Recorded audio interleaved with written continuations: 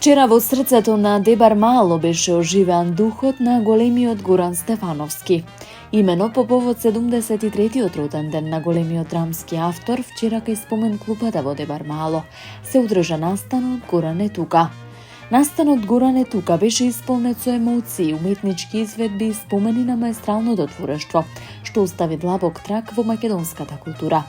Горан останува врежан во нашата совест, збори мисла, порача градоначалникот на општина Центар Горан Герасимовски. Организатор на настанот е Сдруженијето на граѓани Тим Театрос К од Скопје, кое со години го негува сеќавањето на Стефановски. Општина Центар стои гордо зад проектите што ја негуваат неговата оставнина. Културата е жив организам, таа не обликува и не поврзува, додаде првиот човек на Центар. Во организација на Сдруженијето МТБ Илинден вчера се одржа велосипедската тура експедиција низ срцето на Илинден 2025 со поддршка од општина Илинден.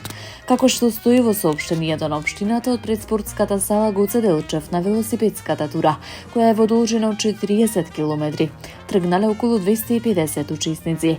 Трката почнува од Марино кон Кадино по регионалниот пат во Миладиновци, се исклучува по земјена патека се до манастирот во Делрадовци низ Смршевци, па се до крстот во Вучинци. На крај се упатува кон Еватовци, завршува на почетната точка кај спортската сала Гоце Делчев.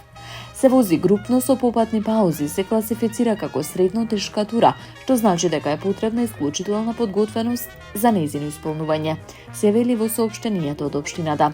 За време на настанот додаваат од страна на велоучилиштето, била организирана и креативно-едукативна велоработилница за деца, каде што најмалите имале можност низ игра и дружење да научат важни вештини за безбедно возење велосипед, како и за важноста од активен и здрав начин на живот.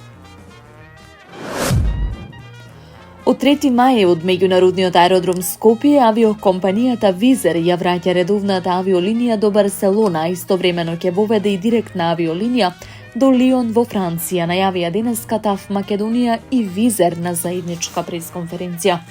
Според најавите, летови за Барселона ќе има 2 пати неделно, секој вторник и сабота, а за Лион 3 пати, секој вторник, четврток и сабота. Авиолиниите се реализираат со субвенции од владата. Визер, согласно договорот за финансиска поддршка, од 29 септември треба да ја воведи авиолинијата Скопје-Штутгарт, која ќе ја обслужува 3 пати неделно, понеделник, среда и петок, а од 27 март се обслужува линијата Охрид-Истанбул.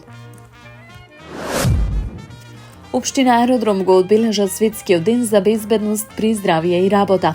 По повод Светскиот ден за безбедност при здравје и работа, заедно со представници од Македонското Сдружение за заштита при работа и со пратеничката во Македонското собрание Катерина Димитровска, а во паркот спроти крстот во населба Лисиче, засадивме символични 17 фиденки во чест на починатите работници на нивните работни места во текот на минатата година, велат од општината. Во рамките на овој настан беше представен и годишниот извештај за регистрирани незгоди и повреди на работните позиции во 2024 година.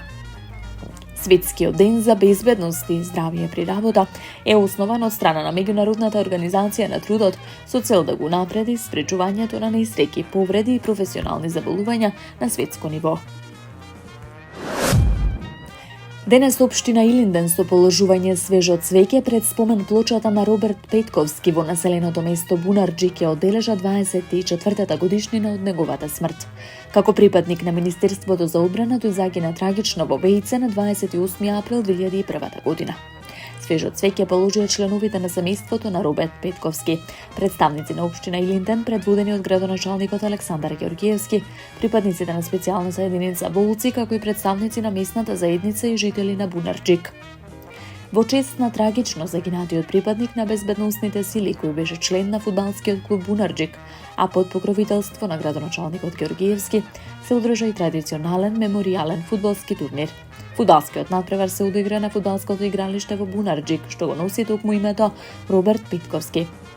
Денеска се одбележа 24 годишнината од масакрот во Бејце. 8 припадници на специјалната единица на МВР, од кои 4 битолчани на денешен ден пред 24 години, упаднаа во заседа и беа убиени и масакрирани кај селото Бејце во местноста Бреза во конфликтот во 2001 година.